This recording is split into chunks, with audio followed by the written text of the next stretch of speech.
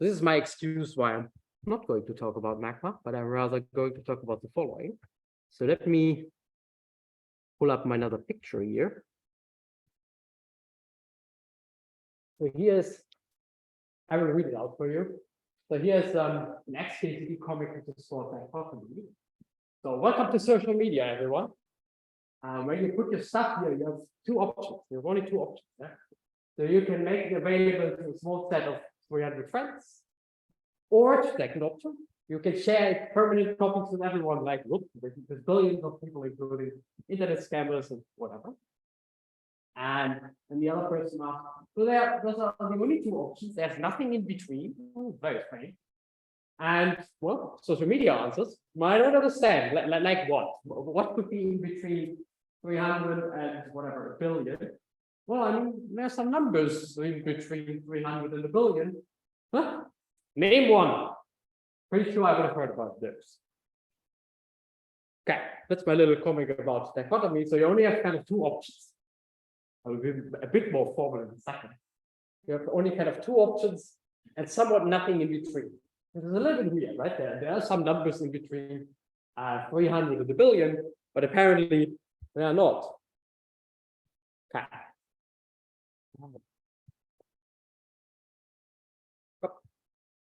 Okay, so dichotomy is essentially the topic of my talk today. Is like the picture, like the division of two essentially exclusive or contradictory groups. And I will show you my favorite example from linear algebra, so matrices. So there are only three things in life that turn me on, and one of them is matrices. So we're going to see a lot of matrices. But actually, I kind of want to promote that it's kind of everywhere. And it's obviously very vague. So I start with with really my favorite example. You might disagree, whatever your favorite example is, which is not linear algebra, but a kind of a really nice example. And to get us all started, very, very simple, very, really beautiful. And it's called the 0-1 theorem.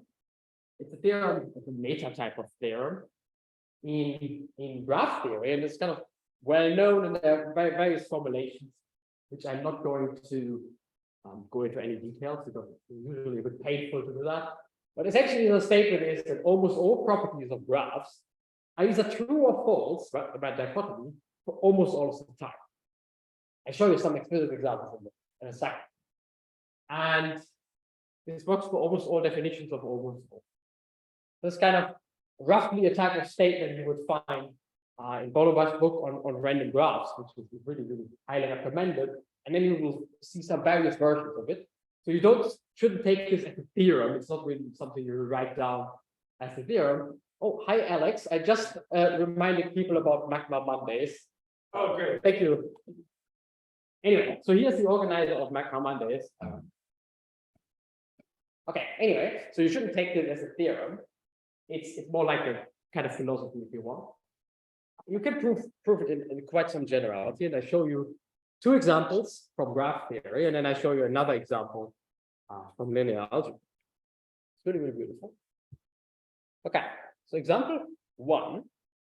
And what I did two versions of almost all, which I'm going to explain in a second. So there's a statement, okay, let's do something easy, graph whether graphs are connected. So in the first case, I used just that Mathematica has the list of graphs up to 18 vertices. It was running quite fine. So I just list them, and I just ask Mathematica, are they connected or not? And I take the ratio. There's a finite number of both, and I take the ratio. And it's pretty clear after some fluctuations to the peak. The first is one vertex. So there's one graph with one vertex, and it's connected. And then it doesn't go down to 0 because my scaling here is a bit obscure. So this is 0.6 actually. It goes down to 50%, and then eventually it will go to essentially 100%. Very, very, very, very quick. Okay, and it's not difficult to prove that. Okay, if you just stare at the output, kind of clear what's going on, and it's somewhat not difficult to prove that. And what I did at the bottom is even more impressive. Well, not what I did, but the outcome is more impressive. So I generated random graphs. So I pick up a random graph. Let's do as follows. We don't have any pens. Okay.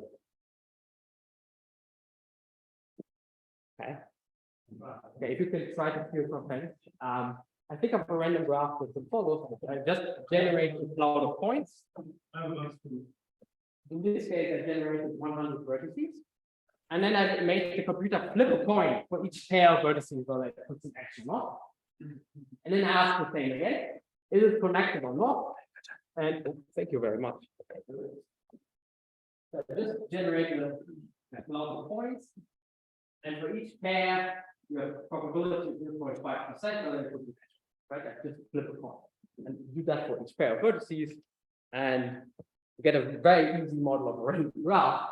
I did that 10,000 times. It's very easy to do that on a machine. And I asked, are they connected? It turns out that 10,000 of 10,000 were connected. So it's like the probability of this, of a graph being connected, depending on the number of vertices, just goes to 1. That's ridiculously fast. All right. So the statement, which is almost true all of the time. Do you know if you instead of 0.5, like you made it less likely that there was an inch there? Right. Would it still be 0.1? That's right. As soon as you have the statement is roughly as follows. As soon as P is something in, I don't want 0. Because if I put no edge, of course it won't be connected. As long as P is fixed, it's always true. It just takes a bit longer. Oh. Thanks. Sorry? But there's this all this theory of the giant component. Yeah, that's right. Yeah, exactly. Like, but the giant component is not everything. That's true, but so what happens is, I think the giant component shows up if you have P depending on n. Essentially, there will be a very large part of the graph which is kind of connected. Like I'm thinking, like let's say you fix 10,000, and then you let your probability increase. So initially, your graph is just going to be like a whole lot of tiny pieces, and then at some point you get this phase transition into giant component, where you have this massive connected component and then tiny other pieces, and then the study of the giant component is very interesting. And then you get another probability, and then it goes to. That is, he's saying this will come in the spectrum. Like he's saying, if you fix your probability that n going to infinity, If I have probability varying depending on n, you can imagine that it goes to 0 or something. You will get this giant component. Okay, yeah, thank you very much. I forgot just totally to say this. Informal Friday seminar. So interrupt me, questions, remarks, everything is of course welcome. But if you fix the probability, you always end up with it. So it gets more subtle if you think back. Yeah. Right. So I just choose to kind of use this one. I could do. Is there an intuitive reason why it would be connected? Like exactly the same. I kind of think of it as follows. If you just have a random graph with many edges. Do I have a nice picture? Let me see whether I have a good picture of a random graph. I probably do. Just give me a second.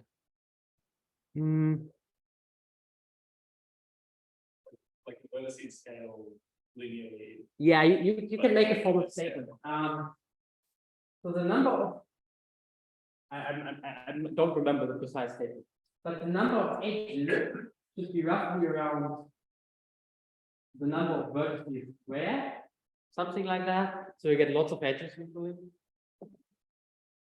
Let me just show you. Let me just show you a random graph. P times n choose 2. Yeah, which is like all the vertices squared. So here's one of those guys that I generated.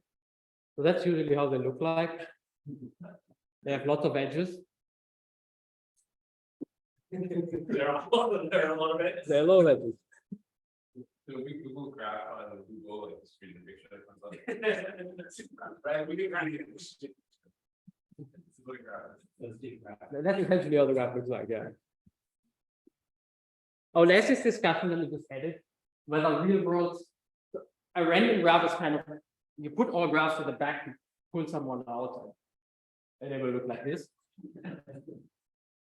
And I think a non-trivial question, if someone has something smart to say, I'd be very happy, is whether real-world systems actually are random graphs or not.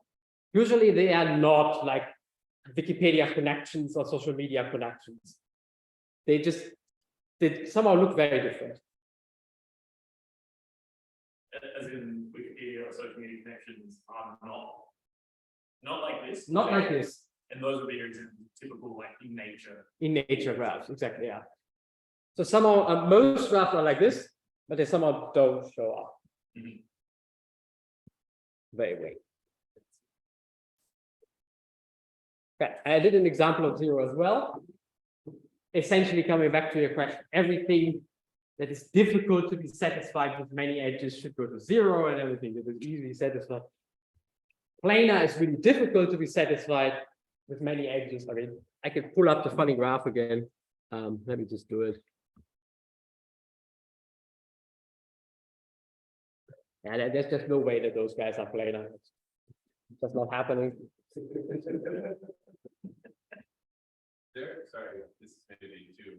Is there a sense in which like this construction you choose a probability and then you just draw and probability? Like somehow there's certain graphs that like I bet you never get by this process. I mean you could, but like somehow they're really far away from what you construct. Right. So is there any sort of construction, are there constructions that somehow you expect are like kind of dense instead of all graphs in any sense? Like they don't produce graphs that look a particular way. I'm not quite sure whether I understand the question, but those funny graphs, they're like dense substance, almost all graphs are So these graphs, I feel like there's certain types of graph where you have like maybe one connected component, everything else is connected. Like somehow you will never get that. It's very unlikely. exactly. So I think, yeah. So that's the point of almost all of them, right? So maybe just a point for that Yeah. is that so in graph theory, there's various conjectures that are widely believed to be false. So there's a whole lot of conjectures around regular graphs. So graphs in which every vertex is the same degree. And no one can disprove them just because sampling a generic regular graph is basically this. do you have any examples? There's very, I don't know the one from my head, but there's a very famous series of, and there's many situations in graph theory where you isolate a particular class of graphs, it's incredibly difficult to like sample examples of such graphs. Like you have got a proof, and it's K graph is a regular graph. But that gives me a very restricted class of regular graphs on which this conjecture is true. And you would like to sample like a generic regular graph and turn that into, or no one to do it particularly. And there's many situations in graph theory. I like the sort of finding a hay in a haystack. Finding a hay in a It's like we can find the Zeus, because that's what we can like. Right. Things and stuff. The kind of this approach of random graph knows all the interesting graph. So what some people do, here's a nice question. If I pull up a random graph, there you go. Its symmetry group is trivial, right? The symmetry group is trivial. There's no symmetry at all. But if you throw out those the symmetry group trivial, you get actually the question. What groups appear? Symmetry groups of random graphs are not like this. And it turns out that there's a bias. What kind of symmetry groups you get? For example, Z mod 3 will essentially never appear, and Z mod 2 is very, very popular. Powers of 2 are very popular, symmetric groups are very popular. If you kind of restrict it, kind of peek out this, let me call it the giant component. So just peek out this giant component of those guys, you usually get interesting questions. Essentially, what I'm doing is I'm kind of cheating. I ignore everything interesting, and then I get some kind of very clean statements. Do you get connected graph? Do you get any finite group or non-one? I'm sorry, say again. You take a connected graph, and you get any finite group or non-one?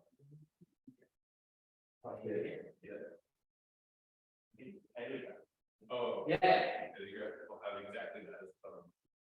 Right, but telegraph will never. They're very,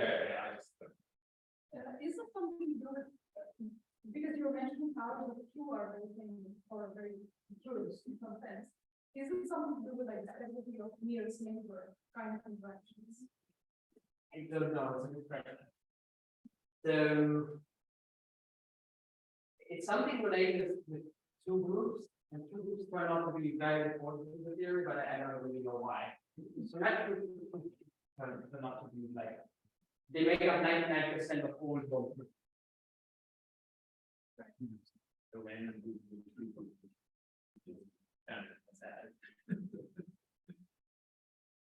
I should be more precise. It's actually this Z2 or Z2 cross Z2 or Z4 cross all those guys. Only those guys. The leading ones. Oh, only the leading ones. Fine? And SN. And SN is kind of expected. Some permutation thing. SN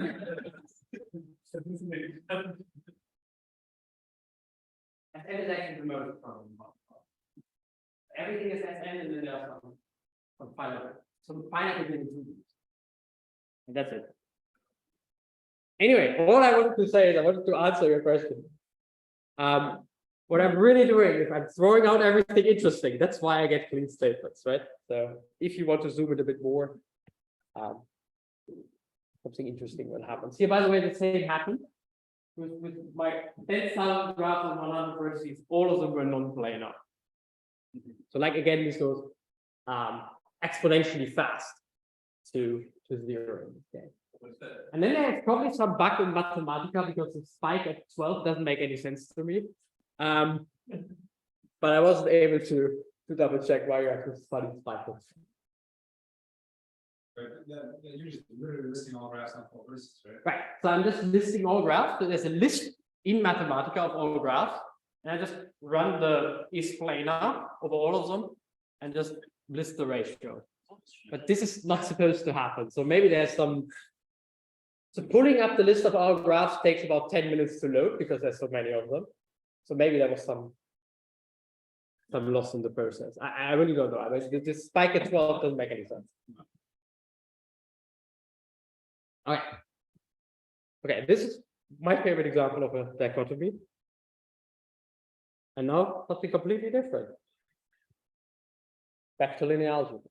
Okay, I will show you obviously now a dichotomy in linear algebra, but it will take me a bit like the rest of the time today to set it. But it's beautiful. So stay with me.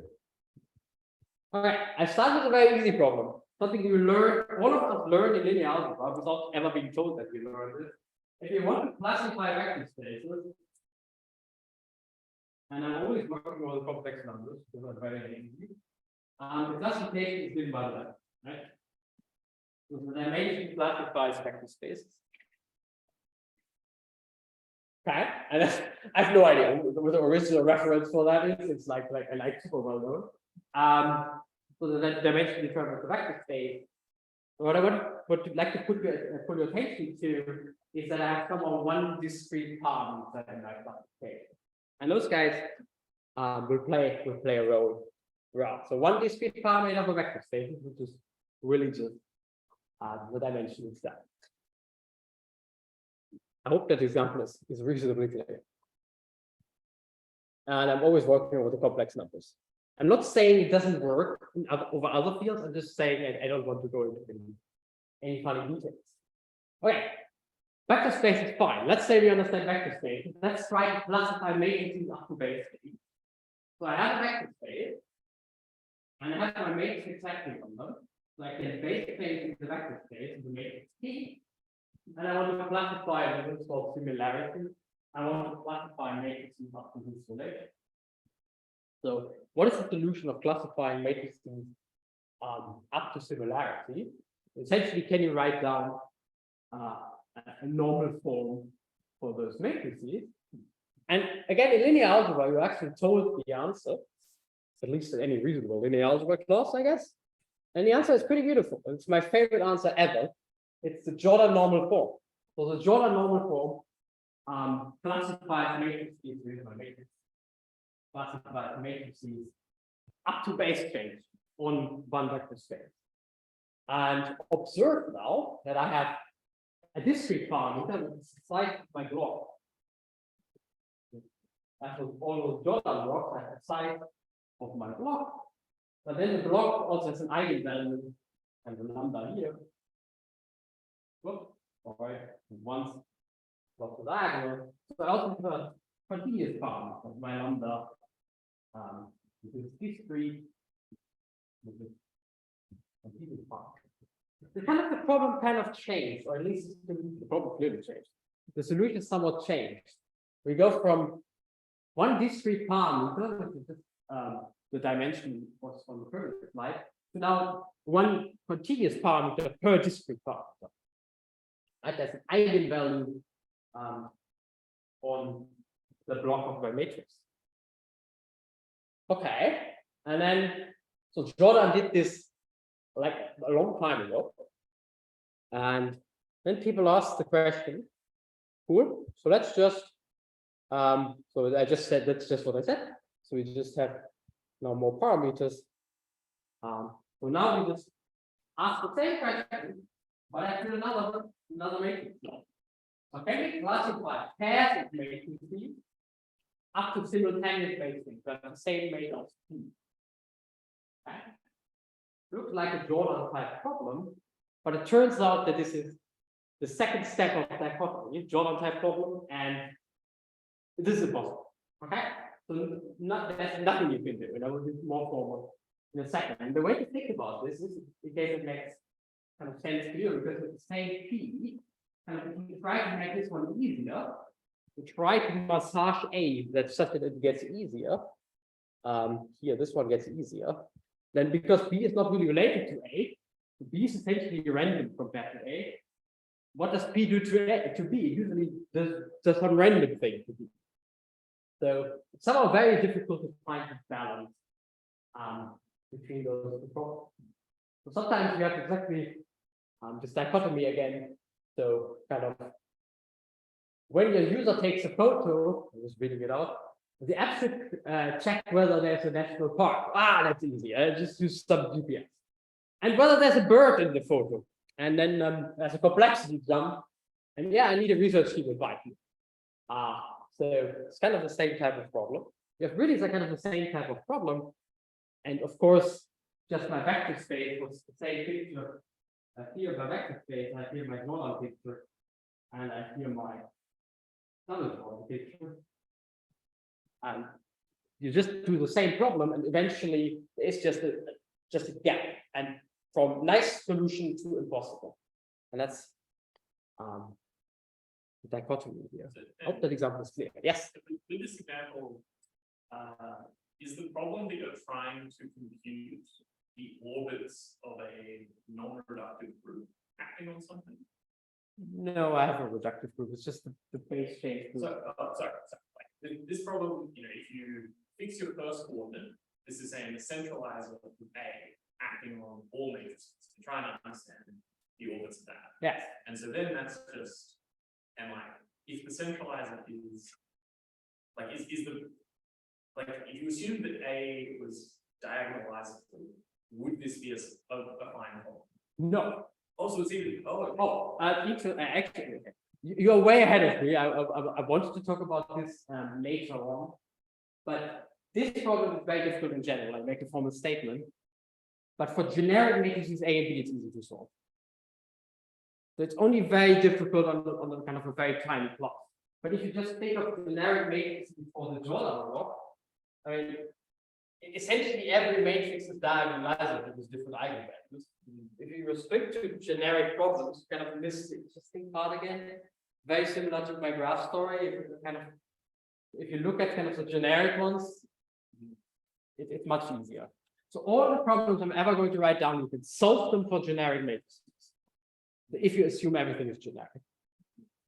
I guess I'm just wondering if the complexity arises when you've got like normal unipotent subgroups. Essentially, yes. Because they don't appear for generic matrices.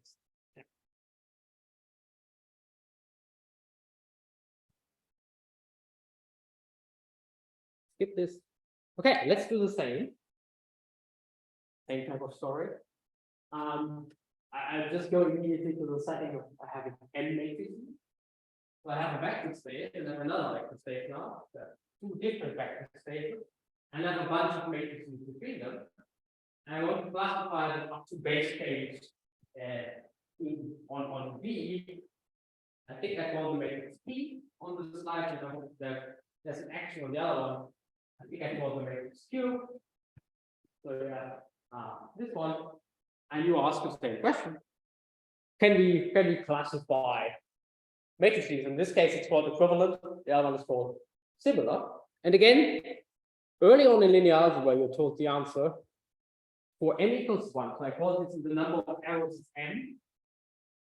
And for n equals 1, the answer is given by a discrete parameter, which is just the rank of the matrix. So if you allow row and column operations independently, you can always bring a matrix on this form, which as far as I know has no really any name, but some people call it the Smith normal form.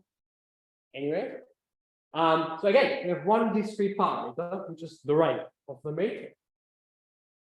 Vector spaces, right? Like vector space. Very beautiful. And if you now go to n equals 2, you see something similar to the drawdown form. For n equals 2, you have this Kronecker drawdown form, which is like the drawdown form, but now with different types of blocks. Fine. So you can have a drawdown block, you can have an identity block, you can have this lump L blocks. Fine. But it's the same type of classification. So the arrows are rectangular, you see? Sorry? Arrows are rectangular, like minus 1. Say it again. I think it's the square matrix or non-square matrix. I don't understand. The elements are not square. We can build together no square. The J and the I are square.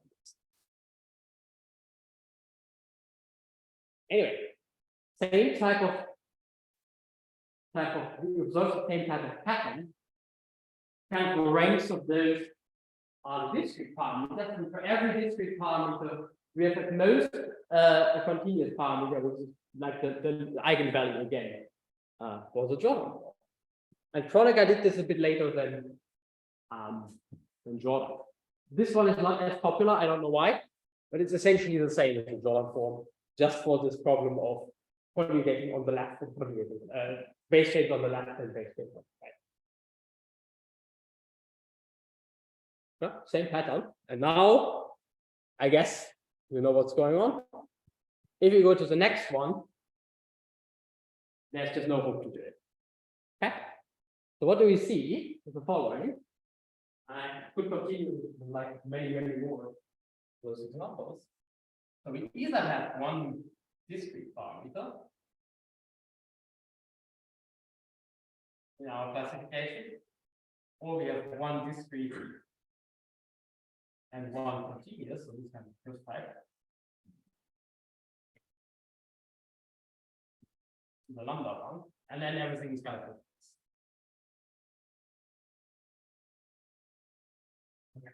And this is what people call, and we'll go there in a second, tame case. And this is what people call the wild case. And the dichotomy here is that there are only those two. So as soon as you have more than one continuous parameter in your classification, the two, there's no way to do it. And I will make this more precise on the side. And this was kind of the first example, the Kronecker example, the Jordan example, which is like a point with vector spaces, an arrow that was Jordan with two arrows. This was like easy. This was like lambda doable, and this was like one. And then there was a Kronecker example.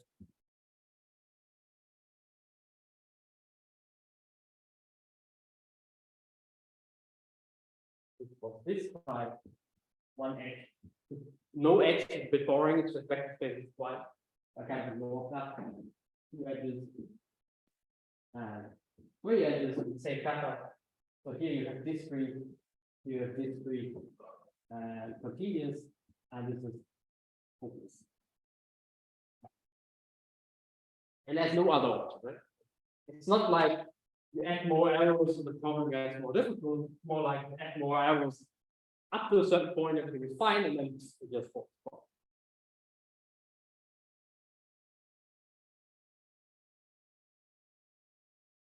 a general comment is that, like, usually in finite dimensional algebra, this is formulated as a trichotomy in finite dimensional model. I will go there. Yeah. Sometimes you have a trichotomy. Yeah, like, once, you know, I don't want to, I will get there, but go ahead. Go ahead. I mean, yeah, just keep that in mind, like, you can see finite dimensional model. That's very good. There seems to be a little bit of a disagreement. So you see both, I think. But fine, I will get there. Right now they're no algebra, so right now they're only matrix problems. Okay, so people knew that for a while. My latest statement here was like Kronecker. Kronecker was trying very hard to do the three matrices case and didn't really succeed. Sorry, let me ask a question. It seems that you increase in your space, right? The number of matrices, but you're not increasing the size of the group that is acting somehow. Once in the variable. So then, yeah, sure, it breaks down. Or you would have to maybe if you want to classify that, you have to find a different thing that acts on. Or a larger group, right? I mean, of course, you could say you have two matrices, well, you have two similarities. Right? I mean, why should it work? You could act with one similarity on many objects. Fair enough. You could argue that the most expected is that at least product has tried to fail. So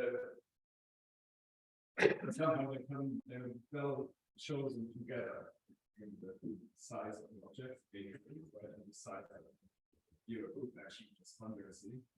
And if you change one, I don't know, maybe you have to change the other one too. Right. Yeah, okay, that's right.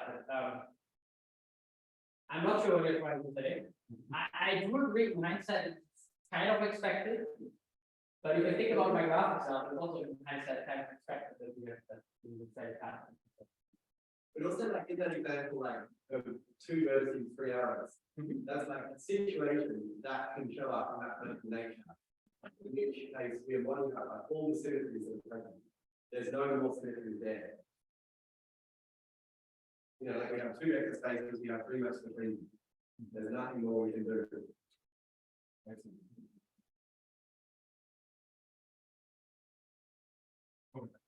Everyone happy? Okay, so people tried very hard and eventually came up, essentially, like Jody already said, with this idea of studying them using finite dimensional algebras in a certain sense. So let me see here. I'll still go on. So you see this kind of these complexity jumps. Well, easier. I kind of take easy and trivial, easy and okay together, and then there's this next step, which is just blows up. Okay, let me skip this. And what people did, what I'm going to do right now, and then state a formal theorem, they associated a graph with the problem, which for some obscure reason is called a quiver. I'm going to do this graph. If you eventually I tried to track back why it's called a quiver, not just a directed graph. And you only find this code that it contains arrows, and that's why it's called a quiver. Fine. The quiver is really just a directed. Right? So I don't have this crazy addiction to seeing old things. So can you show this slide? Can I show this like this? I can show this like this. That was like repeating too much. I just wanted to point out one of my favorite mathematicians, Sylvester, which kind of coined essentially all names you ever will find anywhere, and in particular the one that was related to my talk. So canonical form was coined by Sylvester. Like matrices was coined by, so Sylvester was one of those mathematicians who just, I like to give names to things, so just gave names to things. And had a kind of strange taste, if you know what, for example, the what is it called?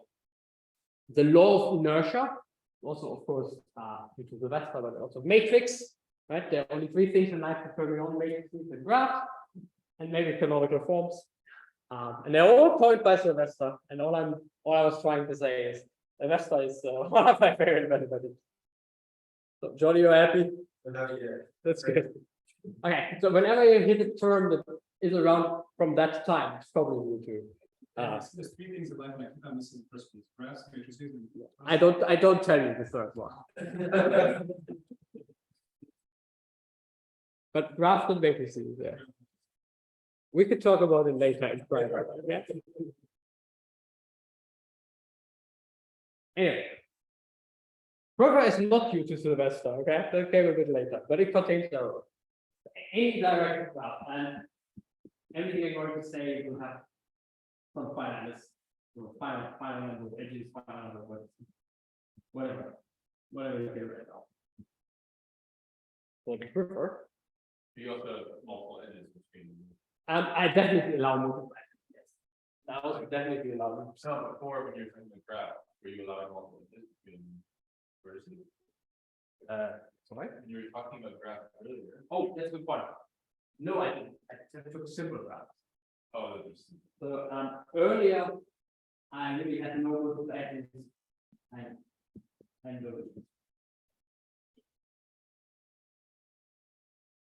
essentially I had the coin flip graph, right? So I put an edge between two vertices or lots. Right. Okay, but now everything is good. Okay, so the problem of simultaneous equivalence can be associated to this in the graph. Of course, because I put my vector space here, put my other vector space here, and whatever, put my matrices as little arrows in between. 1, 2, 3, 4, whatever, how many you want. Let's see. Yeah. Is n supposed to be the rank? No, I don't know what's one of the rank. The rank is given the size of the vector space. I can put anything. Oh. And it's not important. But I use the full one. Like a variable. I mean, get it off. That's why it's big Oh, part. so it's a number of parameters that we have there. Like Not quite. not. It's the number of matrices in my class table. I'll put the picture up. I hope it's clear.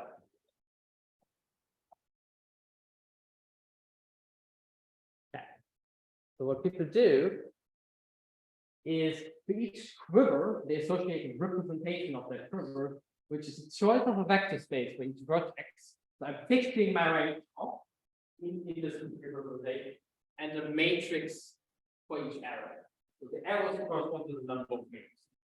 But I fixed now a rank. And that's a representation of a quiver. And that's like a matrix problem for a quiver. And the group acting here is like the general linear group which shows vector spaces is acted by base space on the various vectors. So those two, all of those examples are representations of two vertices and one arrow. All so on my slide, I only have this one. All examples of representations with the vertex is just two vertices and one edge. I'll see you with that. Yeah. Now you can imagine like putting millions of different matrices and vector spaces and whatever. And all of these, no other condition. It's really just vector spaces and matrices. That's a representation of my quiver. Okay.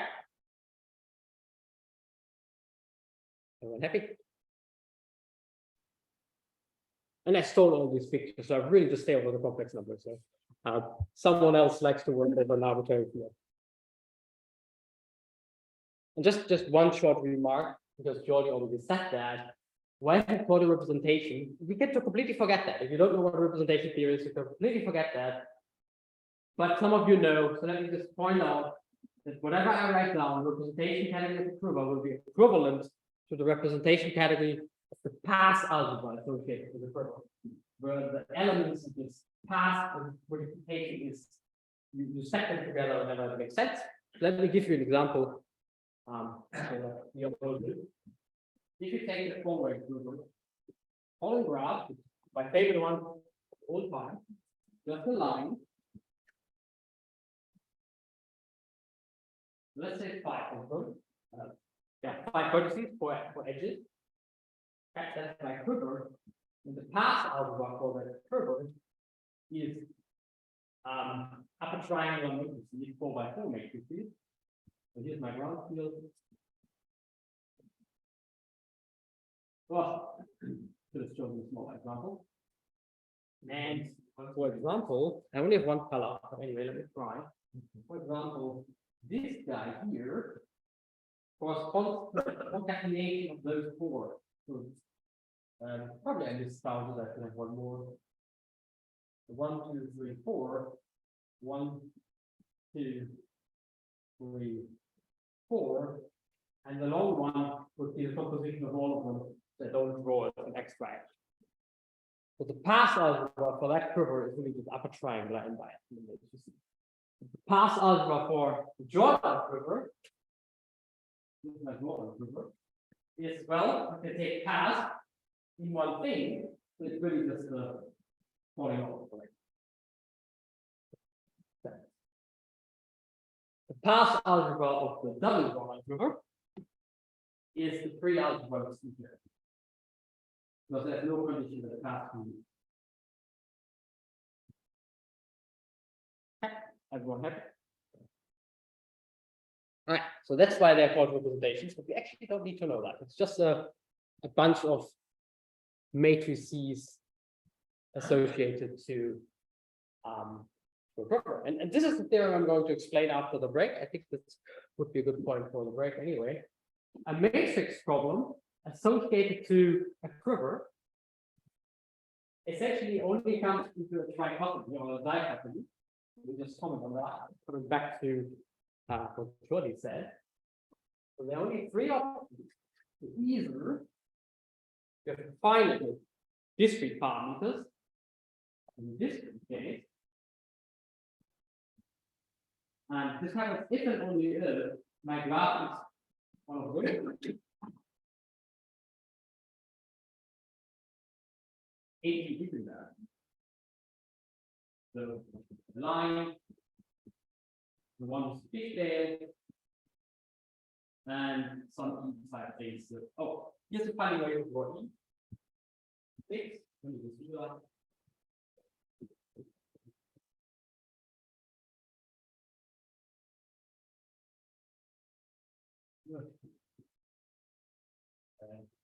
Anyway. Okay. I can have more than 6.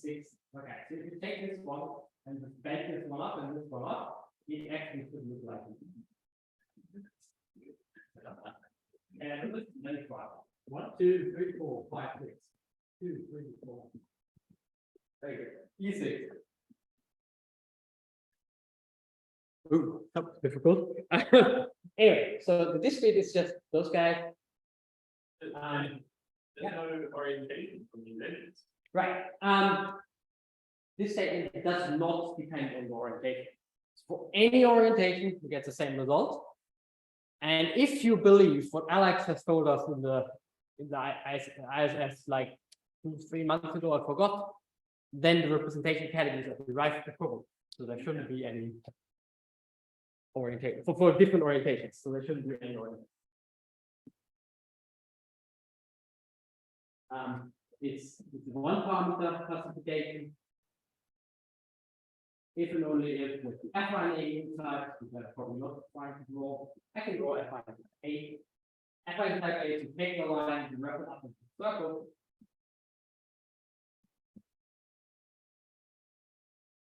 I can do affine type 2, that's one of another 15.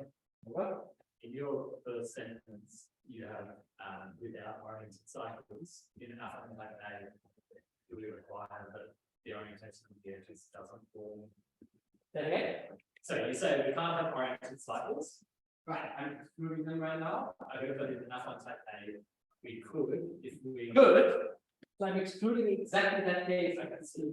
Yeah. Do like that. Right. And the problem why I'm doing this is that the path algebra will be infinite in this case. And I kind of don't want to go into the infinite setting. Sure. that could write down the statement. So it's just that orientation and it's. That's right. It's just one of them. There are two of them, right? I think that they're clockwise, counterclockwise, but if I do something like this, I'm ready. But it's not necessary, no? Like, if you just got rid of without oriented cycles, the theorem is still be true. I think that's true. But I just don't want it to go there. I think it gets also a bit subtle. What I don't think it does, but you know, of course, I can add any assumptions to the theorem that's correct, and the theorem is still correct. Sure. So what is your point? Like, if you delete it without oriented cycles, the theorem is still fine. Okay, so I mean, in particular, possible? you know, you like the Jordan group. I like the Jordan quiver, yes. And so, you know, the statement of theorem as you currently have it, removes the possibility of having the Jordan group in there, but it does fit inside that theorem very nicely. All right, so what Jordi says is I could remove the condition of having no oriented cycles and it's still true, which makes the theorem even more impressive, I guess. Which one, where's the Jordan quiver on that? Sorry? Where's the Jordan quiver bit in it? Like, which graph is that? It should be A1 similar to set up as a convention breaker. Yeah, if you set up the thing correct, you will do A1.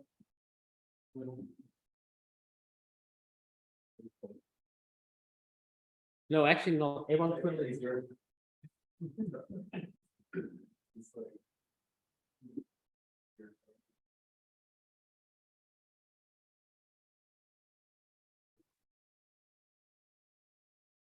As far as I remember, it gets a bit annoying with oriented cycles. That's why I put them on. yeah. Anyway, well, it's still an impressive theorem, whether you include oriented cycles or not. I think that's a good point for a break. So, any more questions? Note that it's what Jordi said before. So, in my dichotomy, I kind of identified cases 1 and 2 into kind of doable, and 3 is not doable. I haven't defined that yet. I will give you that minute. I haven't defined.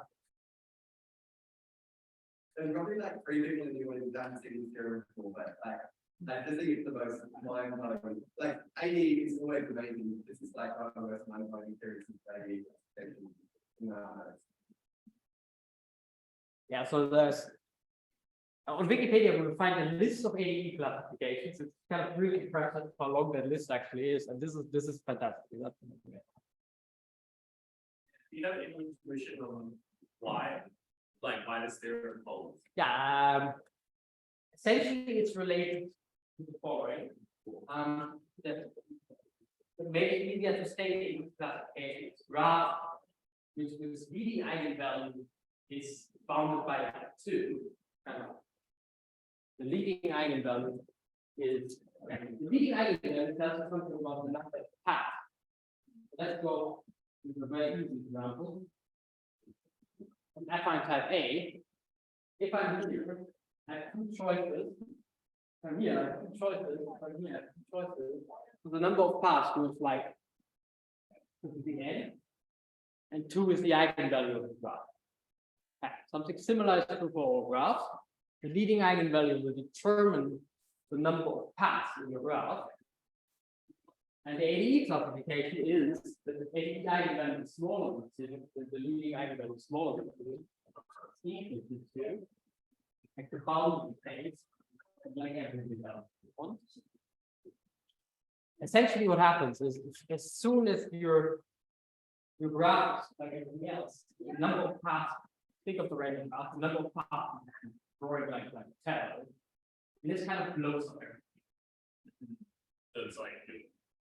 And it looks like we should find in forms, here as well. And that's usually the reason why those graphs show up. Like all the time. It would also tell you that this case is kind of a bit weird.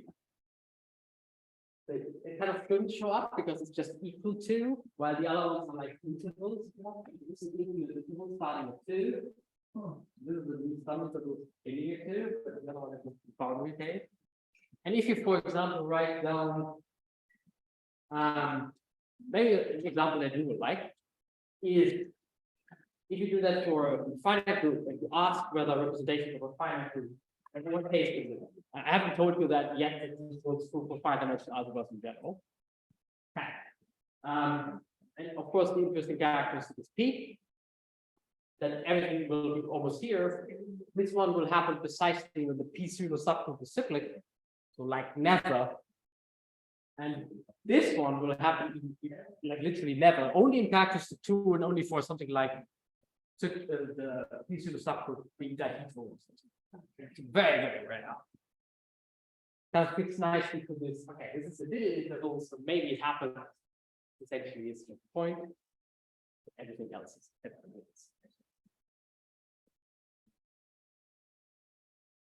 And the lingering next hour. sorry. What's going to happen in the next hour? I will fill it in there.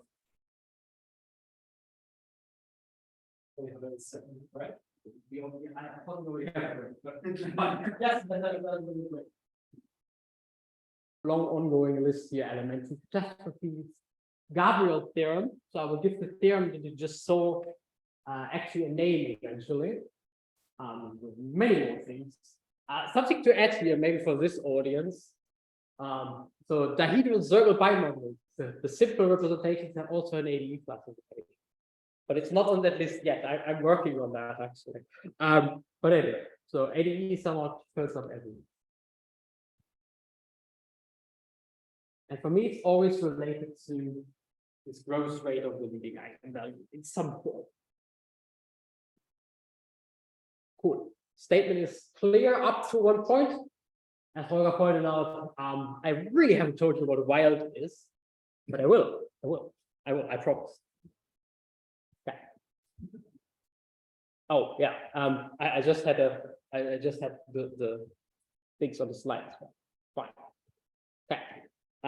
The quivers associated to the Jordan problem by those, we just had this discussion, right? They don't quite fit into the classification I pulled up, but I think you can really massage the classification a bit and you can make them fit. But I didn't attempt to do this. So let me summarize. So what we have seen here are vector spaces, the Jordan quiver, a rank quiver, the Kronecker quiver, and the respective vector space is the choice of a vector space.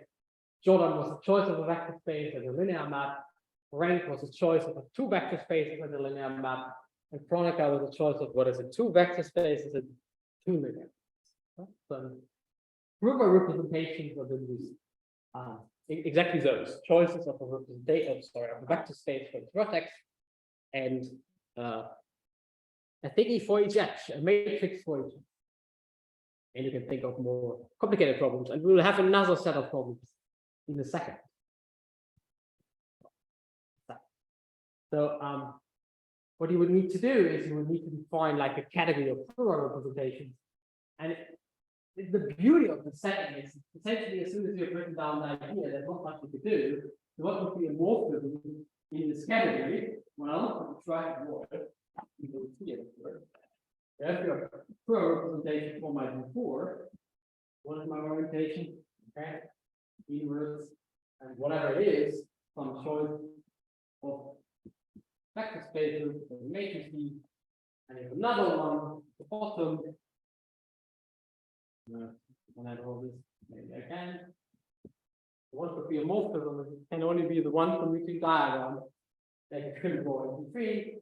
And again, it's just a choice of matrices in those diagrams. So if you really think about this is just really the equivalency we'd like to have. So equivalence is then defined with respect to those guys, but it's really just the equivalency we would write down.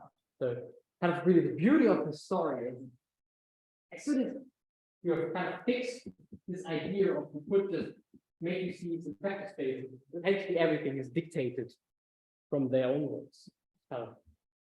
Very nice. I hope that's kind of reasonable. That's kind of the diagram you all would write down, I guess, eventually.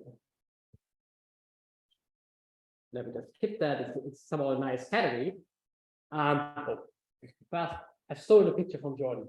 So what we want to do is we want to classify the indecomposable or the simples depending a bit, and I will do that for you. So what are the indecomposables? So they should be some kind of they're exactly the analogs of our drawdown blocks. What are the indecomposables of the quiver representation? It thinks that you can't decompose any further. And here's an example of one that is decomposable because I've just defined it as a direct sum of the two pictures from above, and everything is really, really explicit and easy, right? Take the matrix above and the direct sum of it is just the direct sum of the matrix. Okay, and the whole point of this story, kind of like this picture, I stole it from Jordan, is if you think of representations as the matter, the simples are like the elements, a simple like no subspace, but the indecomposables are more like the compound of the story. So the simples are usually really, really easy, and you can classify them. And the question that I could classify indecomposables is somewhat very, very different. Okay? So in the setting of our little Jordan quiver, the indecomposables have there's just one simple I'm going to just one simple because of the vertex I'm going to tell you in a second, but there are infinitely many indecomposables corresponding to the Jordan law. So this light change, yeah. Sorry? This is the polynomial relative ones. Ah, sorry. Let me do another example. Polynomial relative. This one just has two simples and three indecomposables. Okay, fine. Let me try another example. This one has just two simples, but quite a lot of indecomposables.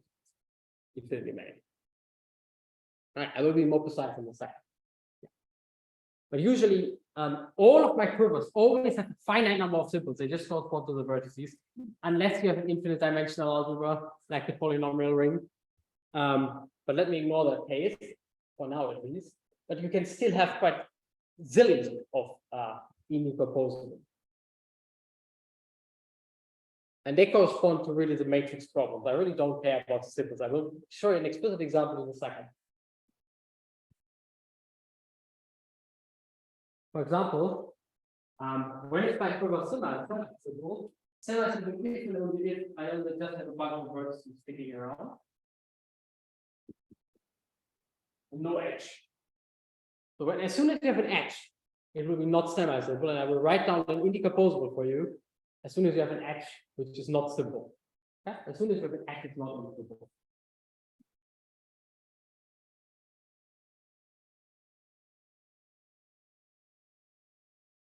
Okay. The example we just discussed is actually here. I have one part of the family of one-dimensional simple representation.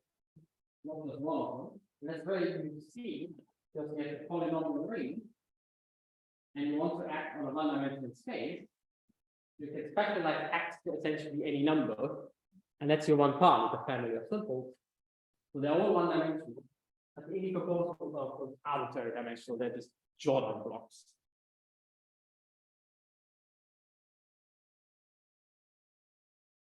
There's a huge difference between simple representations and indecomposables.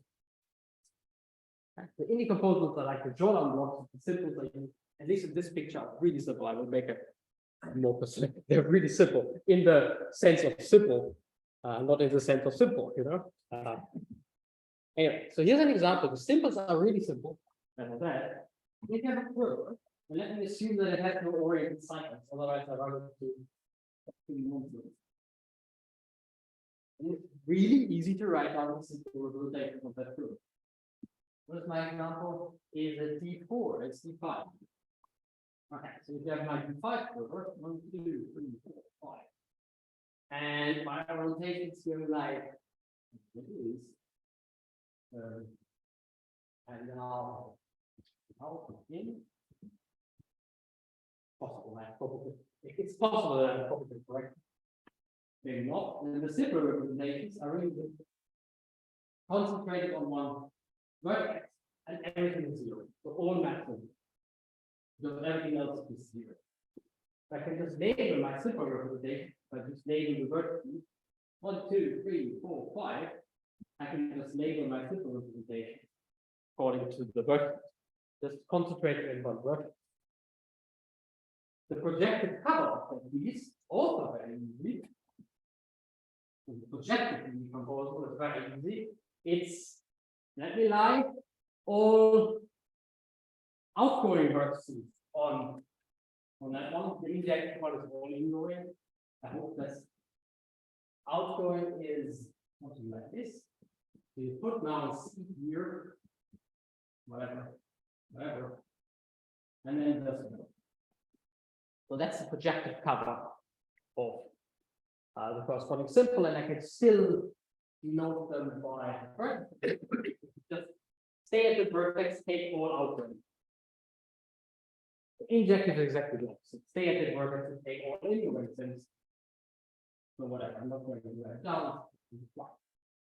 Okay, so the point for representation are really easy. So simple representation is given by poking at a vertex, projective representation, outgoing, injective representation are incoming. Really simple. And you can just count the numbers, it's just a number of vertices.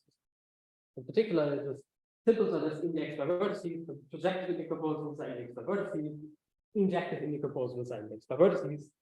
And we wonder about the indexing for the indecomposables.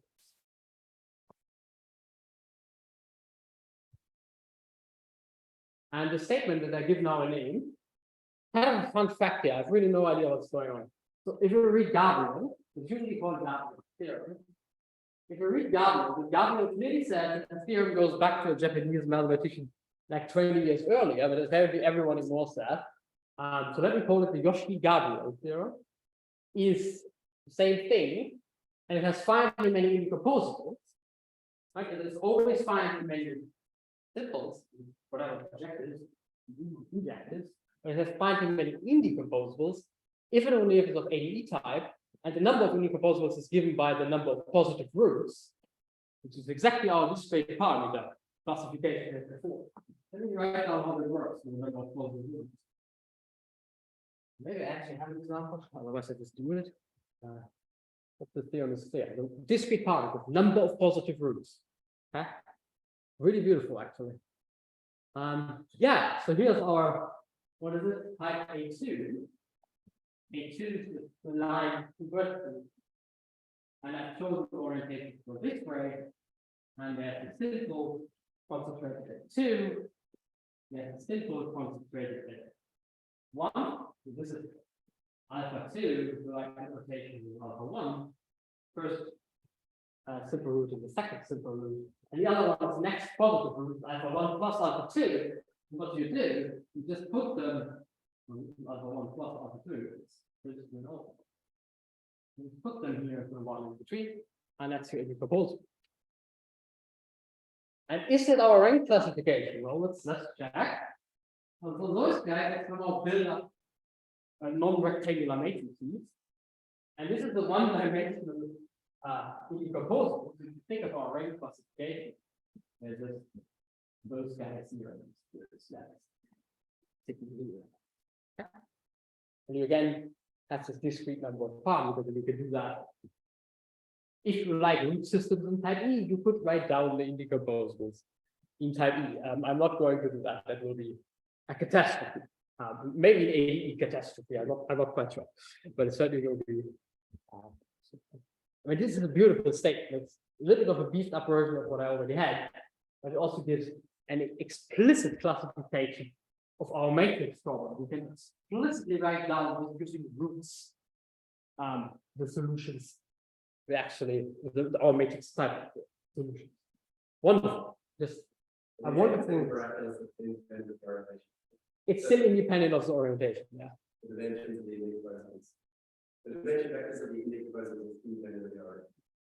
Okay, dimension vector that John was mentioned here is instead of counting the dimension of the representation of all vector spaces, you just do it along the vertices. So this is vertex 1, this is vertex 2, and the dimension vector is 0, 1, dimension 0, dimension 1, 1, 1, 1, 0. It's kind of the correct notion for dimension for those spaces, just dimension per vertex.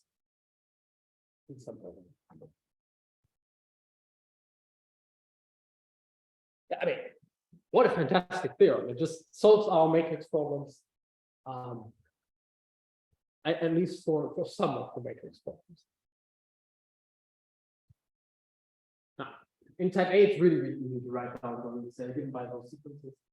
So the simple ones are always alpha 1, alpha 2, alpha 3, alpha 1 plus alpha 2, alpha 2 plus alpha 3, alpha 1 plus alpha 2 plus alpha 3. And if you write them, they will look like it.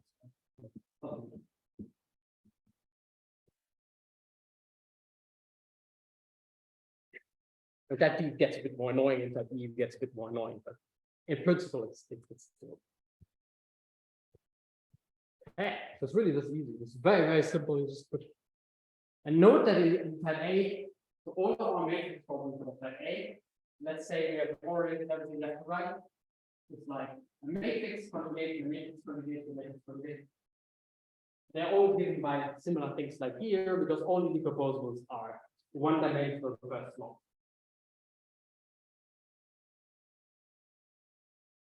Fantastic, absolutely fantastic. I hope that's reasonably clear.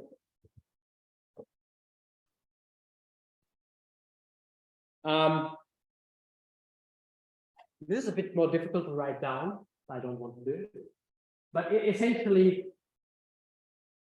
something is tamed. It has a one, exactly what we had before. It has a accountable many one part of the family. This is called Jordan type classification. Just make it clear because it's a bit messy in the literature. The tame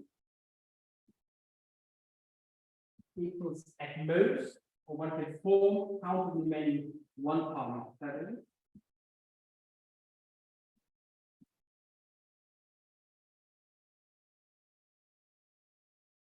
Or less. So the finite case usually is counted as tame as well. Fine. That's why it's funny. It's finite. So the infinite tame is then what people usually call where you really have the one part of the family. You really have one part of it. And that's the A. You know, the F on A. You do that. It depends a bit on the matter of taste, whether you want to distinguish those cases or not. And I have to what a while. So what could be wild? Well, you attempted to write that two part of the family or more. That could be a definition of wild. I'll show you a different definition, which I kind of find a bit nice because it kind of fits nicer into my story. Right now, I haven't thought of a while. Hope the statement is clear. Cool. So let's do that cover. Yeah, let's recover the curve. But the product on the whole. In this case, do the full. We have to do the curve here. Pairwise equivalent of those matrices, and you only have three clauses, and you can write them down for representations. Where one of them, and it's single, arbitrary dimension, n goes to input 1, and you see the matrix L turning up here. Oh no, this is exactly. So identity 0 and L. In the converse, you have transpose turning up, and the third case, which is the dimension, the square case, where you have the stacks. Here you have the Jordan. You can bring one Jordan form and the other. These are exactly to the indecomposable representation of that curve, and you can just write that down on the curve and recover product of it. Is a correspondence here like class 3 square blocks and class 1 and 2 the off square, the rectangular blocks, and you can then piece together an arbitrary type of matrix. Very similar to the other one, where remember we had this one. It's simple, and the rank. No. Those two are kind of make things long like that. Yeah, and you can just do it on the quiver itself. Very, very impressive. You recover. So Kronika's original proof is a bit messy, I guess, and you recover. I haven't said that, obviously. Kronika is fantastic. But anyway, you can recover the kind of in a kind of nice way.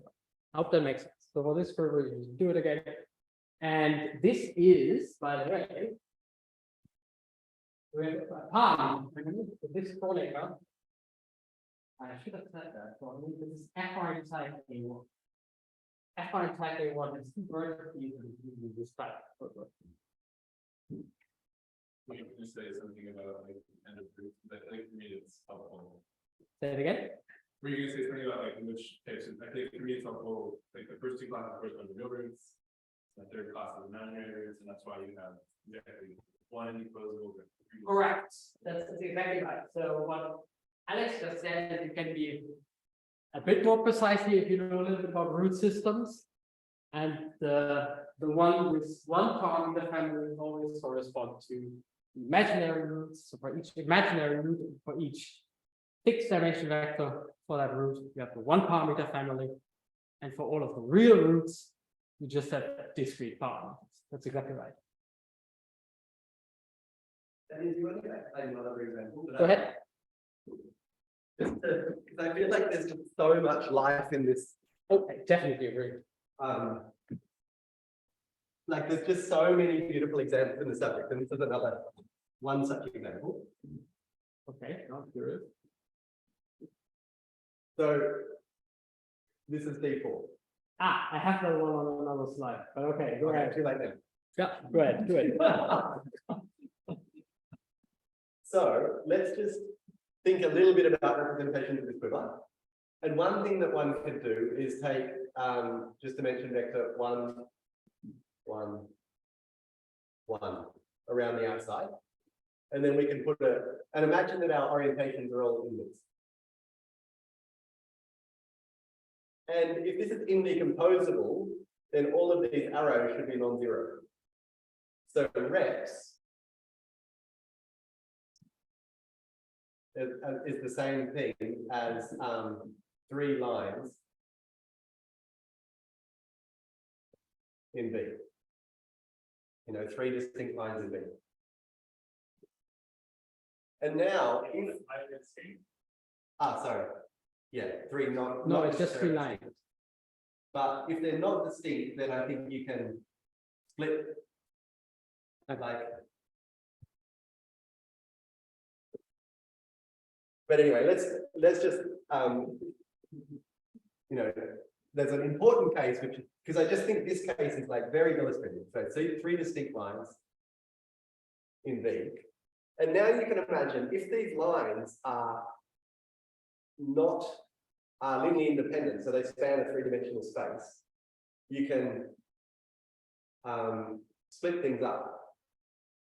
So, you know, if I have one line coming in, so I have one line, another line, then my representation splits as a copy of 3 different, as like, it is split as like a K coming in, 0,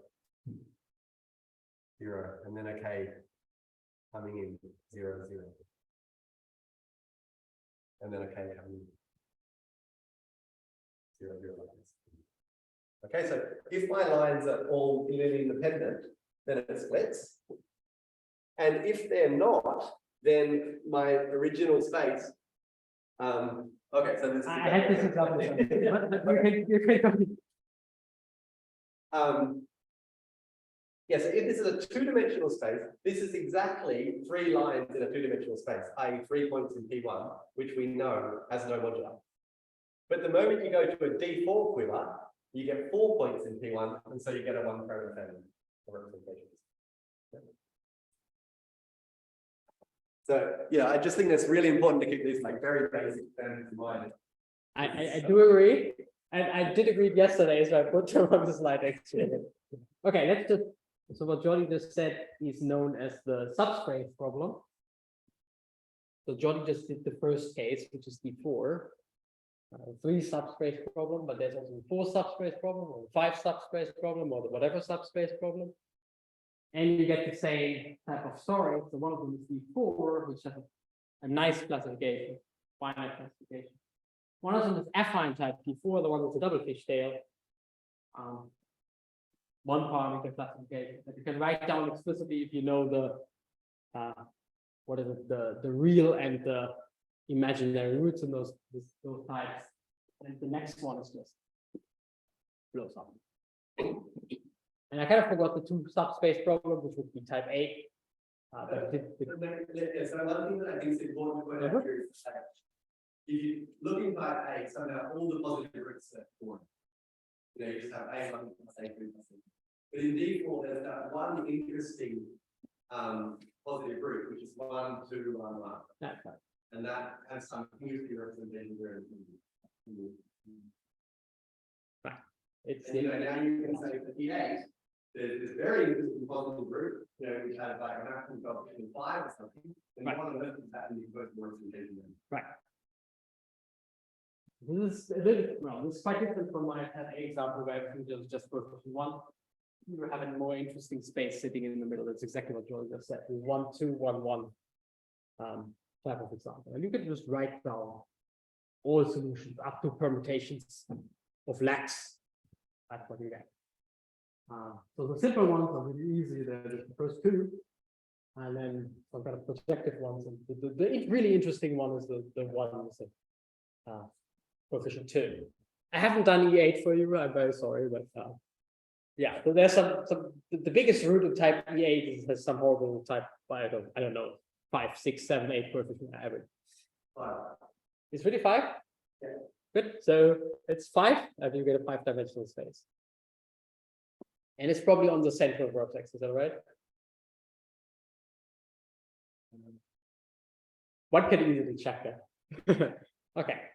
Oh, sorry, you may have said this before, but is the dimension vector what you get when you express the root in Exactly. So if you have your roots, whatever, alpha 1 plus 2, alpha 2 plus alpha 3 plus alpha 4, my last example, then the corresponding decomposable has dimension vector 1, 2, 1, 5. F in the last example.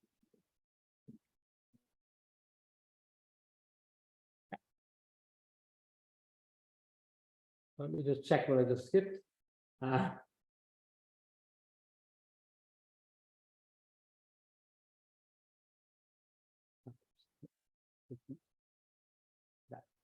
Essentially, that was my next slide anyway. So this funny problem, and you get this nice type of pattern. So one vertex is a loop, one vertex is 2 loops, discrete, 1 parameter wire. 1 edge, 2 edges, 3 edges, discrete, 1 parameter wire. D4, D5, Fi, D4, whatever you want to call it, the last one, discrete, 1 parameter wire. Really beautiful there. And it, as we also discussed in all the not red cases, we can write down the solutions explicitly. You didn't yet say what that was. We didn't say, sorry, what? Like you said, there's another way to think about wild, but then I haven't done it yet. We'll be on the next slide. You're again too fast for me. I'm very sorry. I haven't told you what a wild is. That's true. Okay, so I probably should. So let me just wrap up in the last 10 minutes. A quiver has wild representation type. This is my favorite technique. If every finite dimensional algebra classification problem embeds into your quiver. Okay, so that's really wild.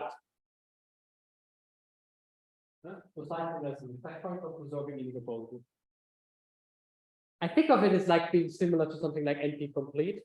So if you could solve the wild problem, you could solve all other problems related to quivers. Classifying the proposal for a wild quiver is the same as classifying the proposal for any finite.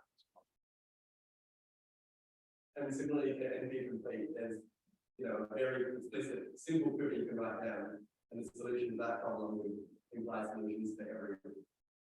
Exactly. So my favorite quiver to write down is this one here. the two-Jordan problem, which was the original problem, and remember that the algebra associated with it was a free algebra for general groups. So that one is as complicated as any other finite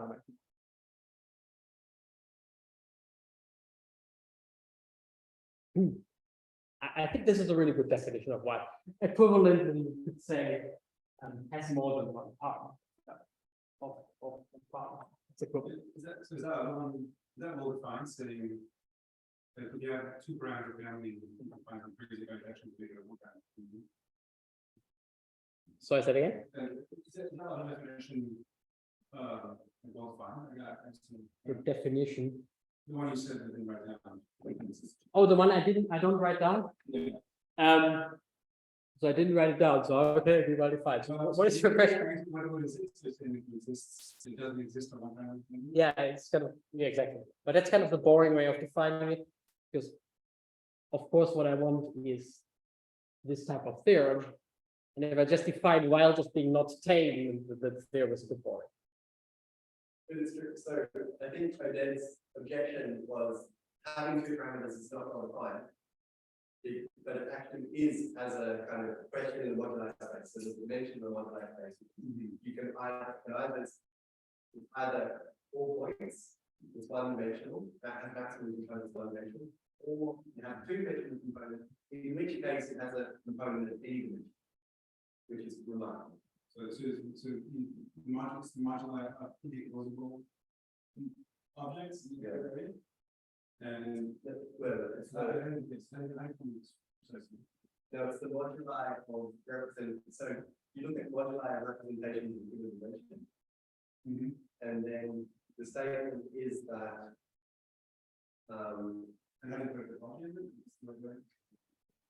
instead of like, representation is a whole bunch of things, then you want out like, what more. And then, as you grow, that, like, as you grow your dimension, that grows as a polynomial or grows exponentially. Right, that's another way of defining it exactly, yeah.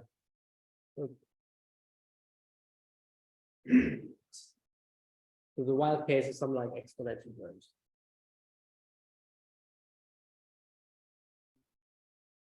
And I think the analogy to NP is just fantastic.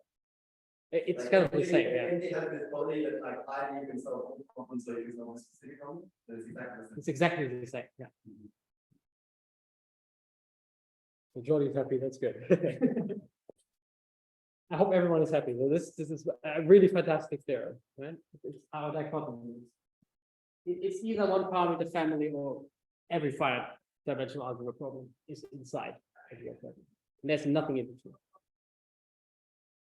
Is there a general statement for like abelian categories? Either it's classifiable or it's wild. This is five dimensional algebras.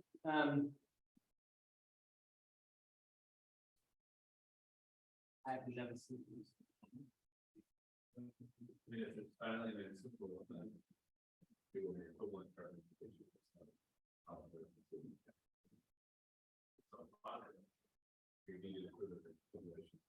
Oh.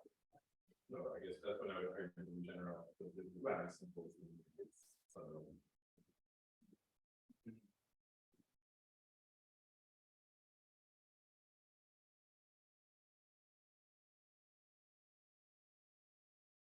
Yeah, we are essentially done. I will let you go in a second, but I just want to mention, let me go back to my little picture. If you think about NP complete, there's another step upwards, it's NP hard, which is even worse in some sense. So the picture is kind of polynomial. If you go from bottom to top, it somehow gets more difficult.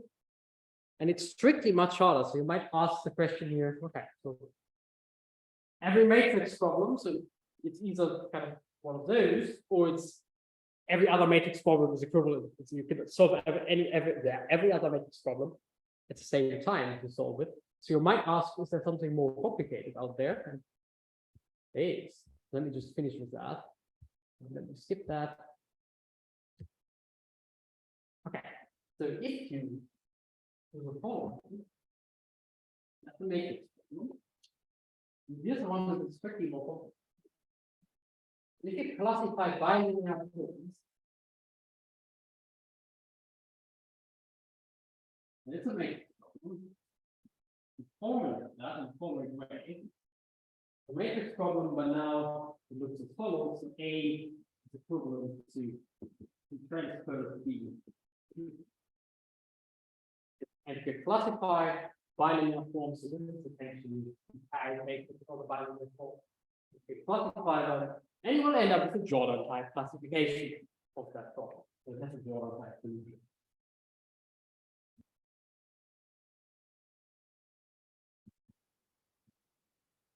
Bilinear form is always this picture. You have two vector space, parallel on the vector space. But if you try the next step and try to classify trilinear forms, you found the problem. It contains the problem of classification with all wild problems, but it's strictly harder.